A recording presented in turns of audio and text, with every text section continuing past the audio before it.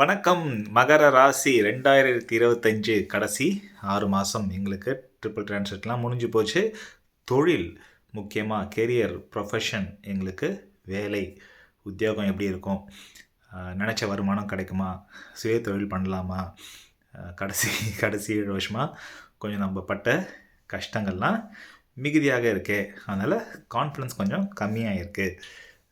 அதனால் வேலையே விட்டுடலாமா, வேலை மாற்றிடலாமா அப்படின்னு நிறையா குழப்பங்கள் நம்ம மனசில் ஓடிட்டுருக்கு. மகர ராசி முதல் குட் நியூஸ் ஆஸ் ஆல்வேஸ், இப்போ நமக்கு 7 சனி முடிஞ்சு நம்ம வெளில வந்துட்டோம். ஸோ கண்டிப்பாக நமக்கு கொஞ்சம் படிப்படியாக நல்ல மாற்றங்கள் ஆல்ரெடி தெரிஞ்சிருக்கும். இல்லைனா கண்டிப்பாக நல்ல மாற்றங்கள் நம்ம எதிர்பார்த்து கண்டிப்பாக கால் எடுத்து வைக்கலாம்.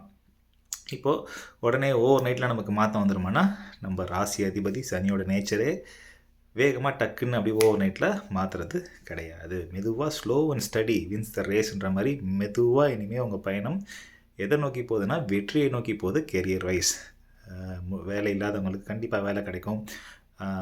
ஒரு விஷயம் நம்ம மகர ராசிக்காரங்க நோட் பண்ண வேண்டியது, வேலை விஷயமாவோ இல்லை ப்ரொஃபஷன் வைஸாவோ செல்ஃப் கான்ஃபிடென்ஸு கொஞ்சம் கீழே போயிருக்கும். செல்ஃப் கான்ஃபிடென்ஸ் தான் நம்ம பூஸ்டப் பண்ணணும். நமக்கு நாமே ஒரு பேரியர்ஸை போட்டுக்கிறத கம்மி பண்ணிக்கணும். ஒரு புது ஆப்பர்ச்சுனிட்டி வருதுன்னா நம்பி கால் எடுத்து வைக்கணும். கொஞ்சம் ட்ரையல் பண்ணுங்கள், டெஸ்ட் பண்ணுங்கள்.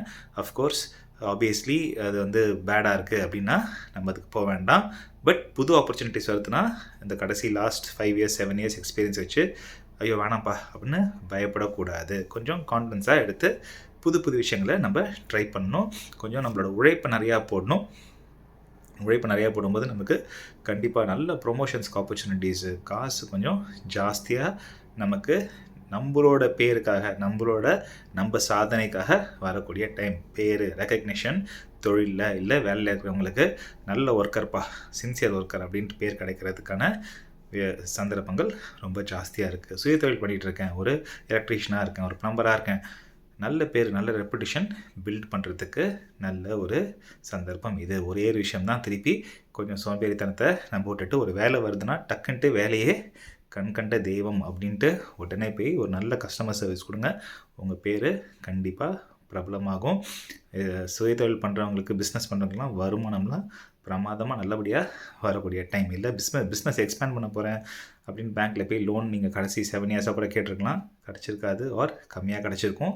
ஆனால் இப்போ நமக்கு கரெக்டாக நம்ம கேட்குற அமௌண்ட்டு கிடைக்கும், அதுக்கு மேலேயே கிடைக்கும். அதனால் நம்மளோட தொழிலும் லாபமும் வளரும்.